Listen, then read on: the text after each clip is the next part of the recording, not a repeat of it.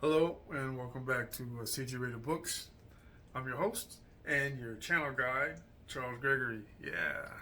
All right. Welcome back. Hey, look, this is our weekly check-in, and I wanted to take a moment to talk about some of the things that we've accomplished for last week and what we've got going on for this week.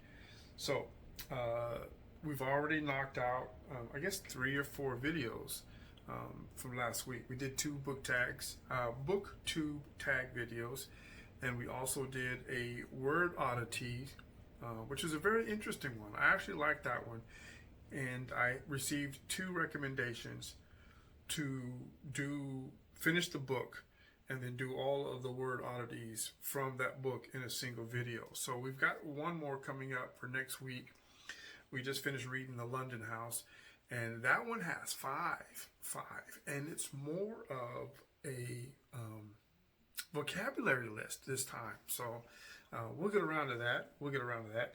We also did an announcement for our RIP list. We only have 3 books since we're only taking 1 week to do an August RIP list.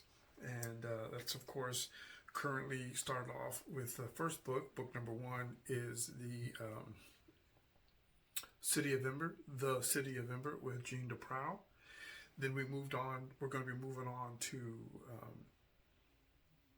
Anya's Ghost, and then on to Over My Dead Body. Those are 2 graphic novels. So those should be really quick reads and probably be able to get them done in a single night.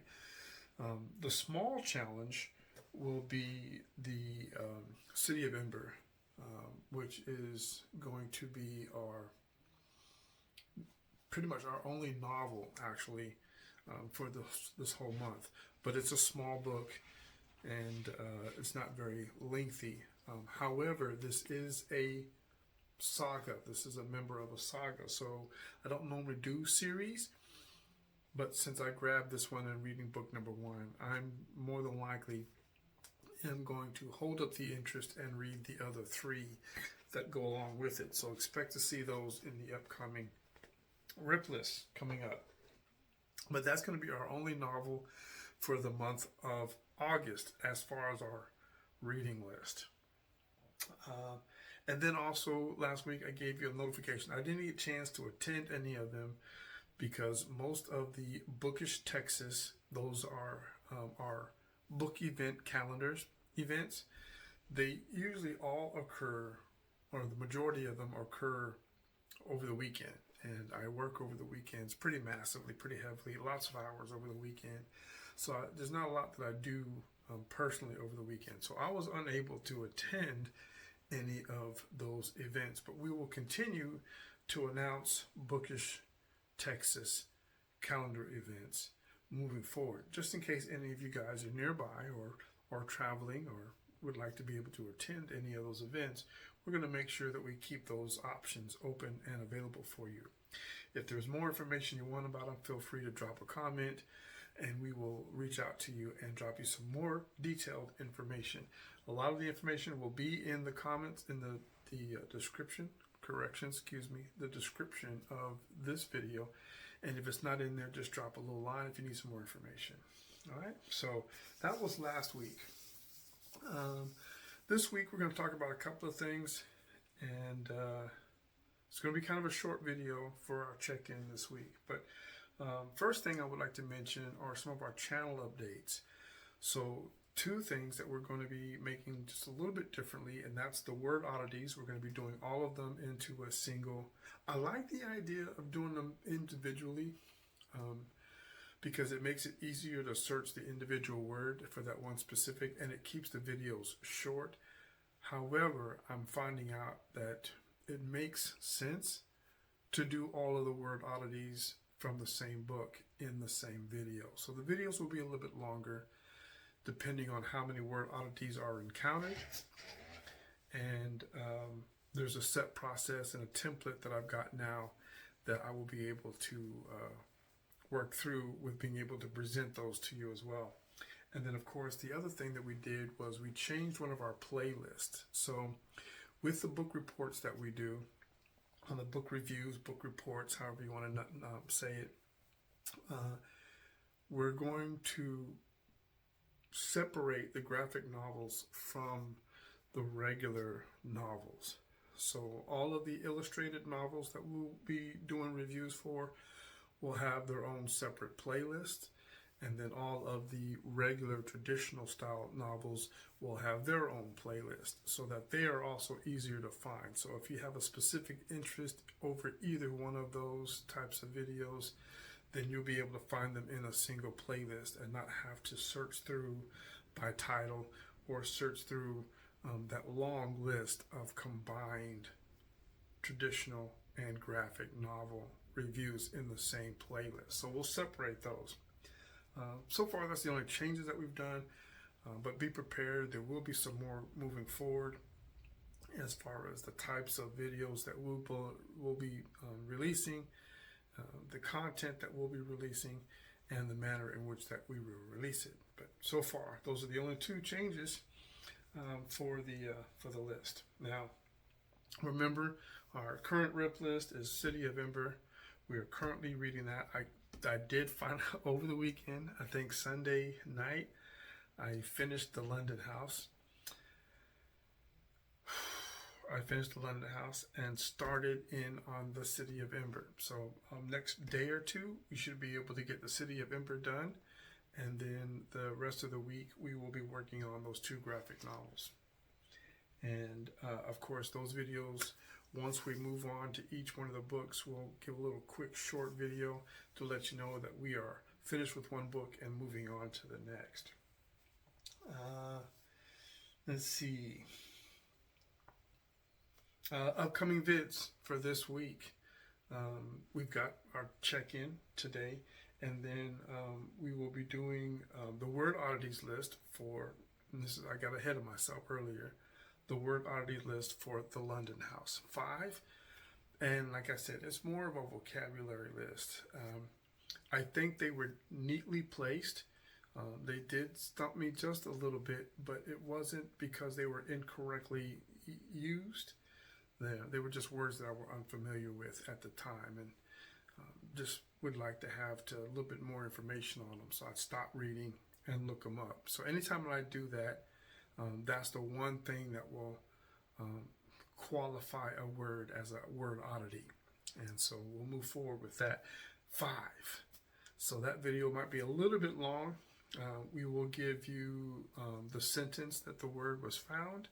We will give you the definition of that word and then the reference in which the word was used, and reference conclusion. So 3 steps for each word, and they'll be all in a single video. If you guys have any more comments on that, feel free to comment when those Word Oddity videos come out, and let us know what you think about them. I got a few a few comments on the last one that we did. That was for Midnight Champagne, right? Yes, Midnight Champagne. They had a total of 3 oddities on that one. So that was a good one. The words were a little weird, but I've actually started using one of them, unctuous. And I actually used it at work the other night because we've got an unctuous security officer that works on our site. So yes, so that's funny. Bookish, Texas. Okay, so I will admit this: there's no major events this week. However, there is a long list of book signings all over Texas, all the way from Longview, all the way down to San Antonio, and a few other areas out there too. So I think Lubbock has an event. If you're interested in the Bookish Texas, the list was really, really long. And if you are in Texas and requesting specific information on any one of the Bookish Texas events, just let me know what area that you're in, and I will reply response in the comments to your inquiry as to the area where you're located. But the list is kind of long. However, I will say this, that Houston has a murder book club that meets kind of regularly, kind of recurring. They've got 2 events coming up this week, Wednesday and Thursday. two different books. Murder by Book, or Murder by the Book is the name of the event, and they will sponsor two different books by two different authors, and there will be a book signing at the end of the event. I believe, however, though, the murder, I think if you Google it, it's the Murder by Book, and or Murder by the Book, but Murder Book in Houston, Texas. The only thing that they require is that you purchase the book. So that would be like the cover charge to attend. So there is a fee, purchase the book, and then there will be a synopsis, meeting the author, book signing, all that kind of in one event. So if you're really big into murder books, murder mysteries, Murder by the Book in Houston, Texas, Wednesday, Thursday, coming up this week. But they have more, so it's a very recurring thing. The Murder by the Book is they've got an official website and everything. So if you're interested in that, that's pretty cool. But if you're interested in anything else, we got book signings everywhere. Book signings everywhere. And it's both for fiction and nonfiction titles. So if you're interested, let me know what your area that you're in, and we will send you that information for that area. Okay? All right. And with that being said, let's go on to the... I'm sorry. I'm a little burned out. And the video's being released kind of late too. So, but that's all my special effects, right? I have some software where I can do some edits and stuff. And that's going to be my edits for today, right? All right, so be entertained. Let's move on to our weekly topic. I mean, that's all that I have. We do our weekly check-ins. There's going to be the review from last week. We're going to put in the updates for the channel.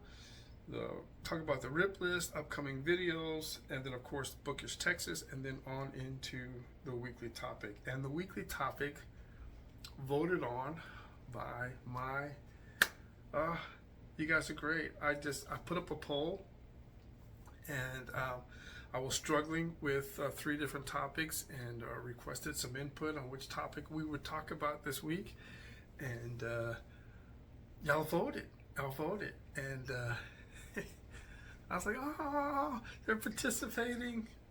And so today, the weekly topic is, of course, favorite childhood book talk, right? Favorite childhood book talk.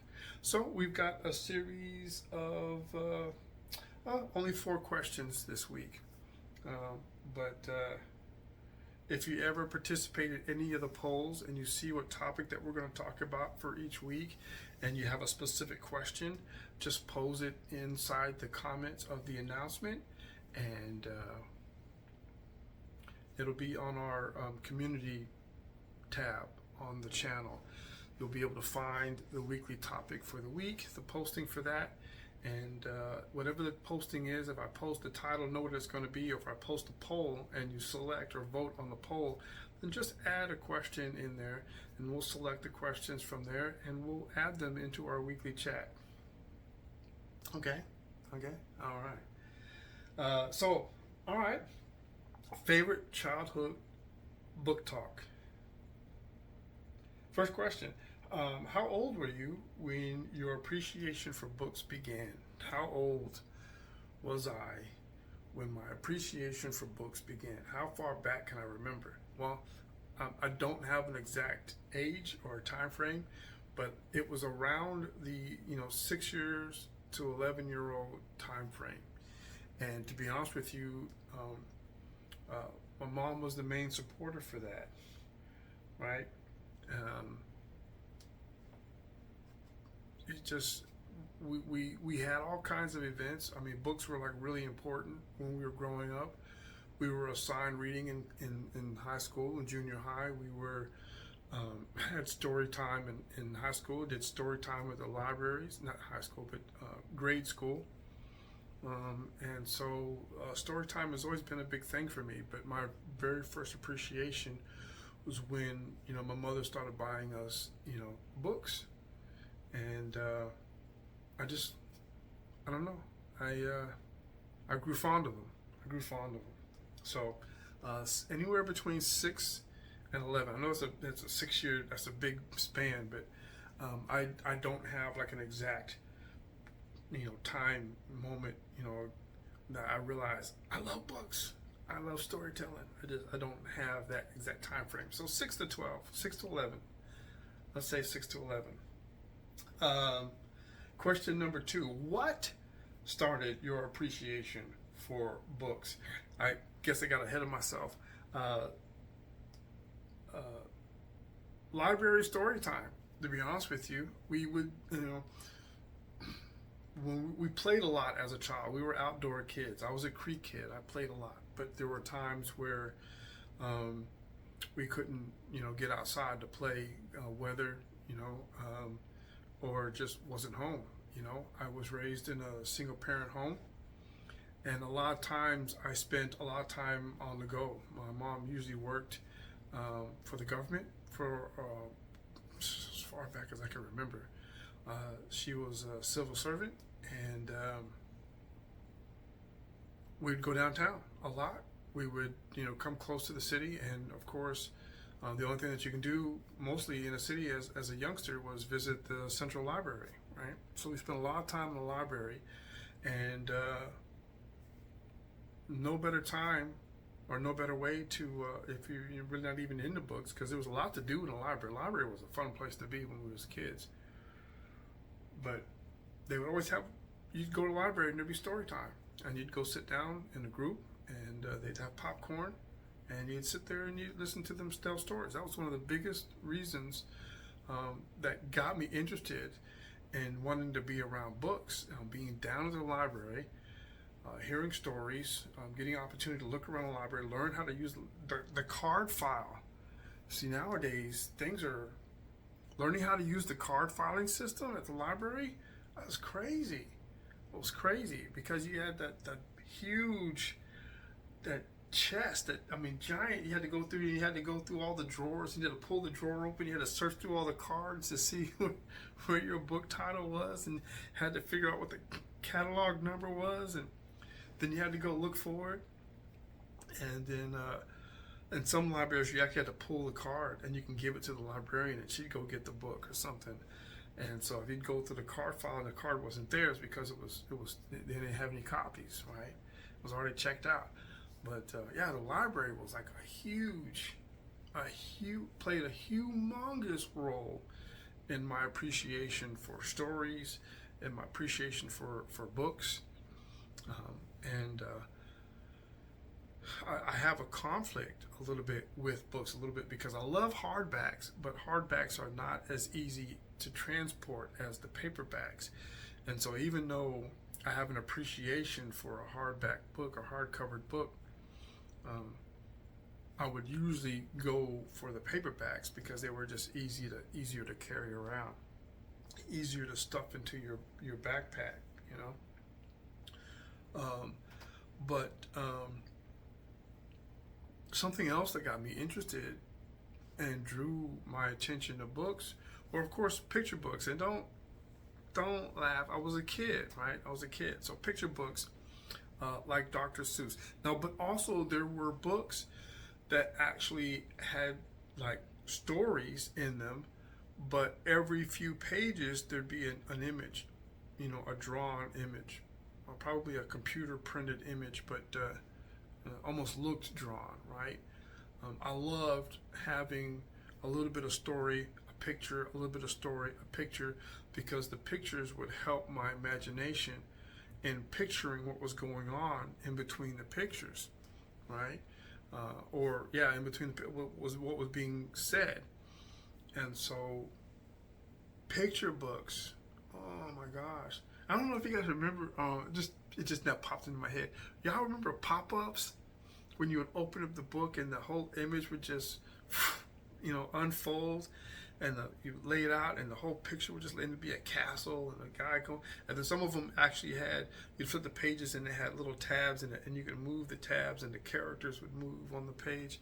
Yeah, books are. Yeah, I love story picture books. I love creativity with books, and I love a book that's. I love books that are crafted, right? Hand bound, stitching, special binders, special binding, raised, embroidered, covers, the French flaps, the additional page. I love creativity when it comes to books as well. So there are folks out there that I know that appreciate the actual book more than they appreciate the words that are printed in the book. They don't care about what's printed because they are so fascinated with the book that itself.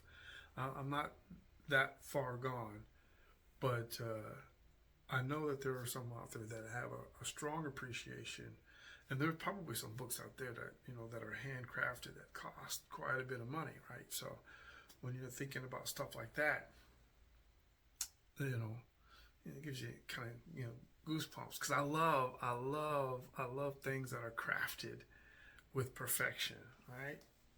Yeah.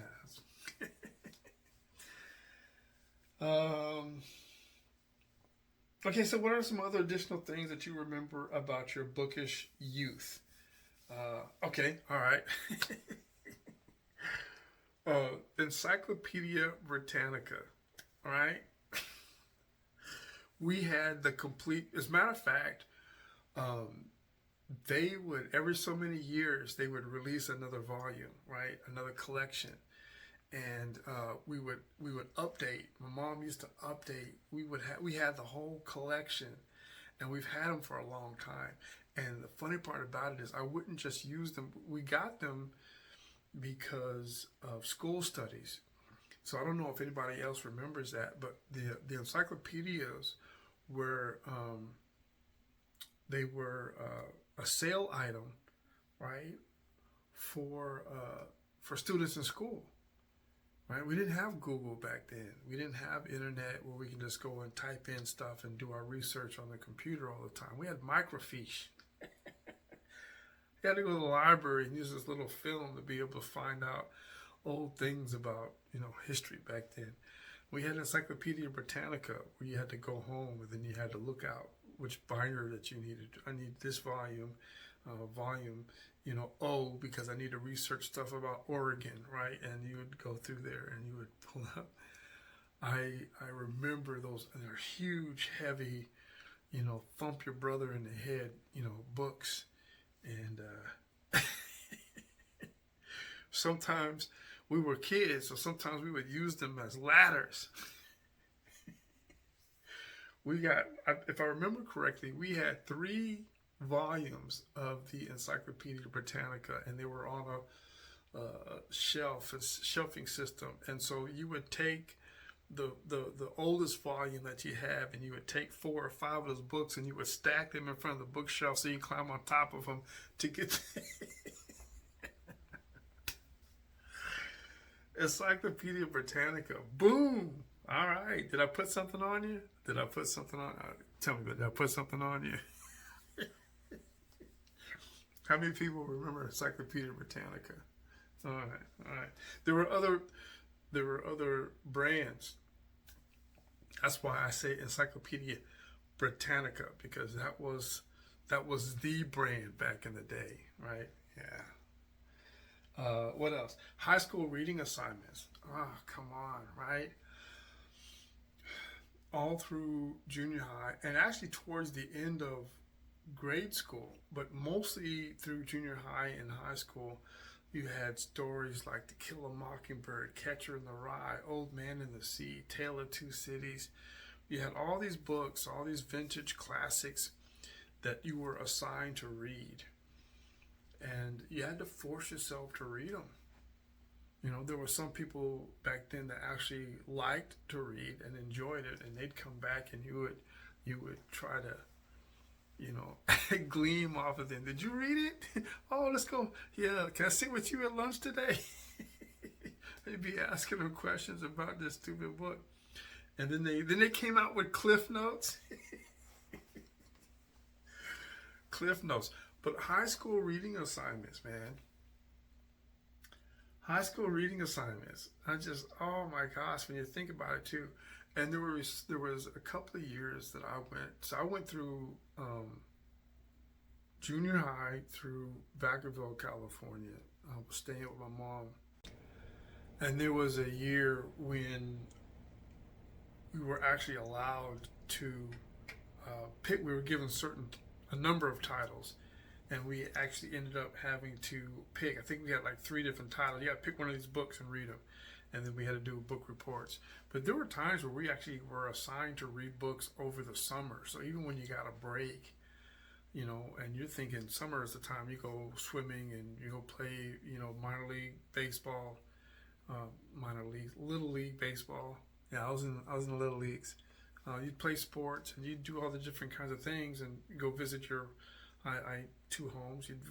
I'd visit my father in Southern California, and yeah, but you had that few excuse me, couple of years where it's like yeah, you got summer break, but you're not going to be on break. You're going to have to read.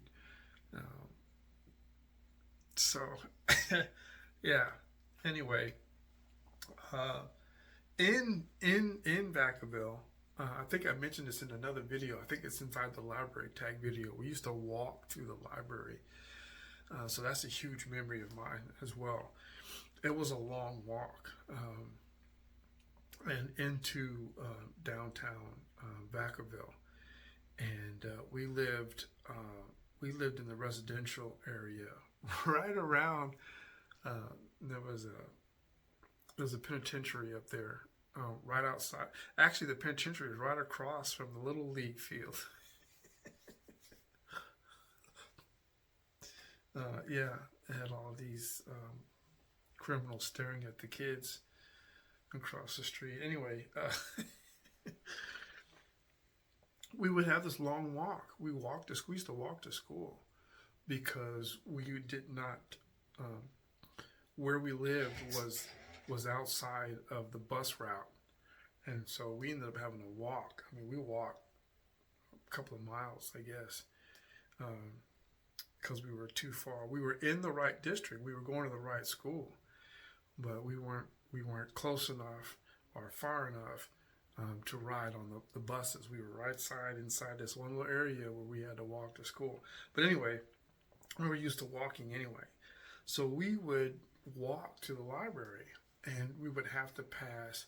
There was a plum orchard. This is when grapes would grow wild all throughout the neighborhood, and we would pick grapes and we would eat plums when we passed the orchard, and we would pass the community center. That's what the swimming pool was, a community swimming pool. And it wasn't like one of these planned communities. It was like kind of like a YMCA kind of a thing, but they weren't, you know, YMCAs weren't as widespread back then. They were popular, but community centers were more popular when I was a kid. And so we would go past the community center. We would pass this overhead bridge over the main highway, 3-4 lanes in both directions. Right, huge bridge, and my brother and I, we would run back and forth like we were playing Frogger on the top of the bridge. You had to cross the bridge without a car, you know, going under the bridge at the same time that you were standing in that lane. So we would hop back and forth playing Frogger to go to the library. And we get to the library and run around because the libraries were pretty huge back then, right? Play hide and seek or something in the library, tag and stuff.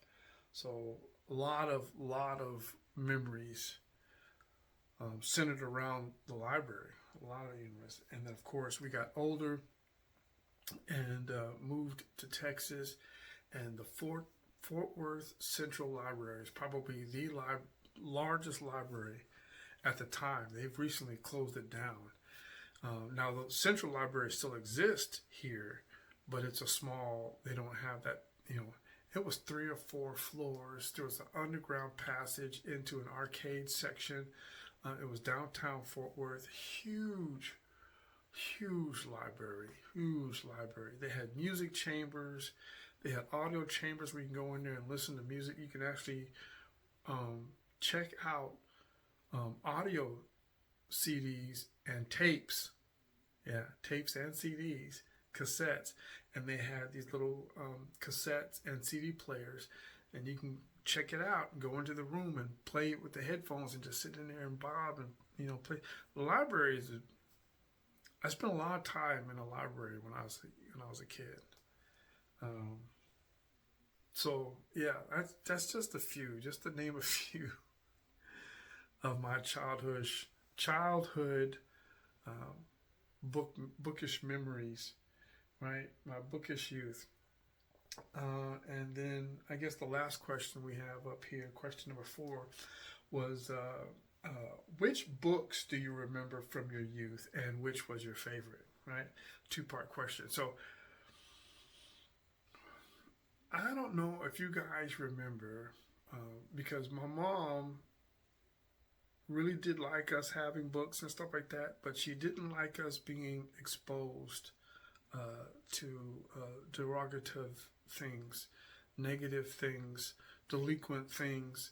And so we had a lot of, most of the books that we got were lesson learning books of some sort, even if it was a story.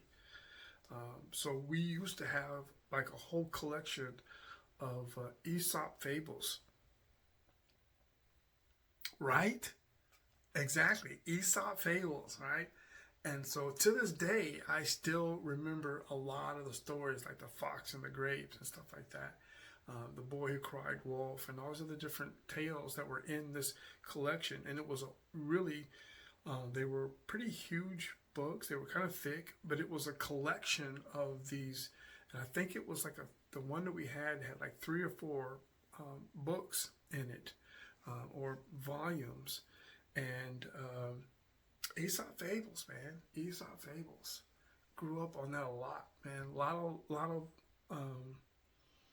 mentoring, a lot of, lessons taught through Aesop fables. And of course, she would make them references to them doggone things too, because I suppose Mom had read them. Mom had grew up on them, so she was familiar with the stories that was in those collections. And my goodness, man. I guess the one foolish stuff that we did have access to were the Dr. Seuss books. We've had maybe not the full collection, but we had quite a few. And I used to love the rhyming. So I write poetry, and the Dr. Seuss stuff has made it very common for me to write rhyming poetry. Now, I actually struggle a little bit with trying not to rhyme sometimes. I'll write a poem where I don't want to rhyme, but I got to work at it because, I go to write something and almost immediately rhyming words come into my mind, and I'm like, no. I need a rhythm. I don't need a rhyme. I need a rhythm. I need a rhythm. And so, that was an impact from the Dr. Seuss stuff, right? Of course, comic books, right?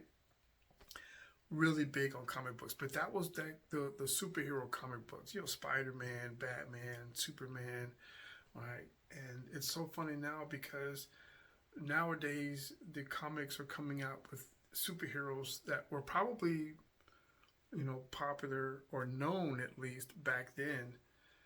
That I don't even remember. So now they're coming out with comics and they're like, oh yeah, no, I remember that. I don't remember that guy.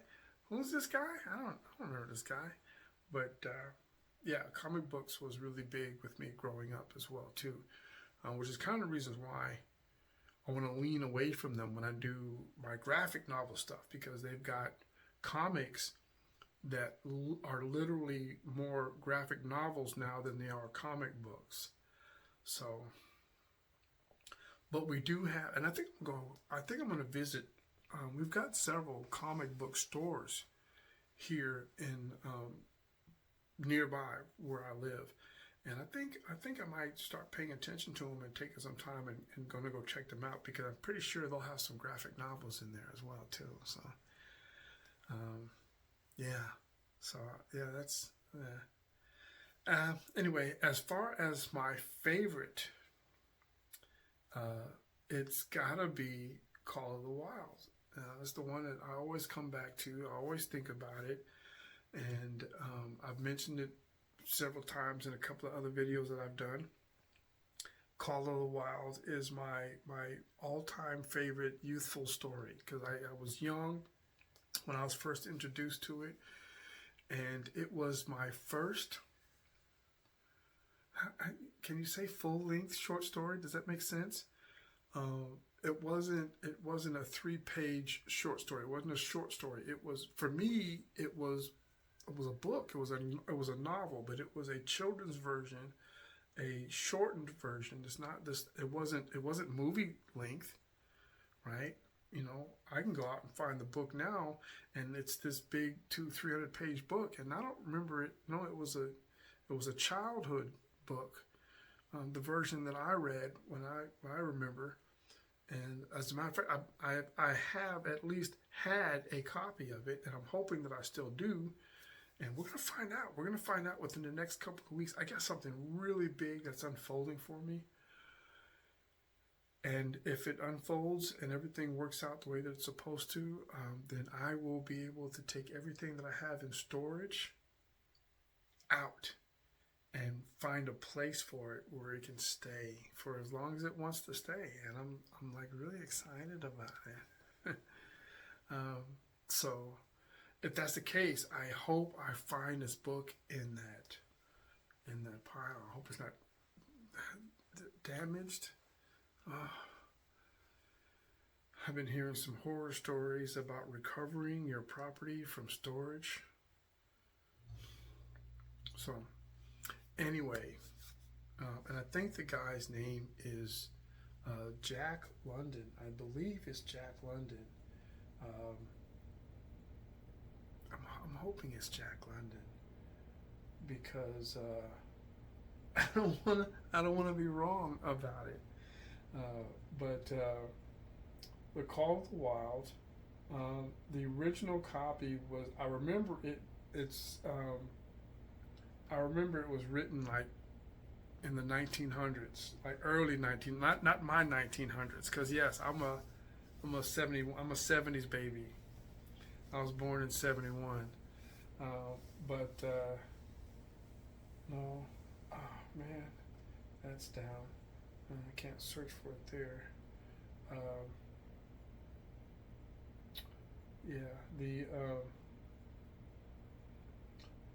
I'm pretty sure it's Jack London. Pretty sure it's Jack London. And I don't know, this thing is acting up now. Anyway, so that's it for our topic.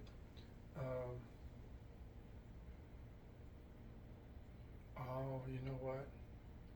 I think it's the, yeah, I think I just lost access. No worries, we'll get that taken care of. But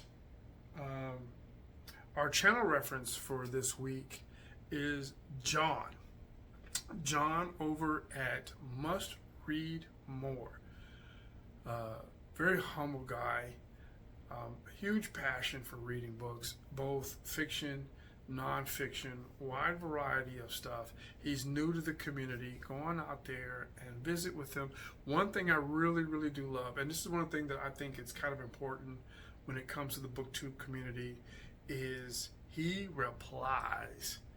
If you send him a comment, if you want to talk to him, he will talk back. He has plenty enough time, and he makes time for it. I don't know what his time looks like, to be honest with you. I don't know. But I know that he doesn't. I think the longest he ever took, well, I wrote something kind of late in the day or something. But by mid-afternoon, mid-morning the next day, he had replied. real quick. He will communicate with you. And if you have questions, if you want to go more in depth about he gives a fairly detailed, without a lot of spoilers. I may, my videos are going to start having spoilers because they're going to be more of a book reaction than a book review. I'm going to break it up. In one video, it will have a rating and then my reaction. Not necessarily my book reviews are going to be a rating / reaction, and then the reaction part will be a part where you can, if you don't want to hear too much, you can cut it off. But I'm one of those guys that might that might drop some spoilers on you because of the way I'm reacting to the book. However, take some time out, go over there, visit John's page, ask him questions, interact with him. He's a great guy, very humble, and he is. I think all of us are. We're out here because we're looking for that interaction. We want to share a love, a passion, one of our favorite things to do. We want to share it with other people that share that with us. And so I think that's kind of important to be able to take time out to reply to those that you want to share with, because that's the whole thing about it, right? We want to share this stuff. And I'm looking forward to being able to drop more reviews on you. I'm still all over the map with everything that I do, but I'm looking for that interaction with you. So, but that's our check-in for this week. I want to thank you for taking time out to watch the video, and stay communicating. We are going to post our topics, and if you have questions that you want to have answered for those particular topics, then just drop them in on the doggone notes there, and we will respond to you. Until then, you guys enjoy yourselves and keep reading.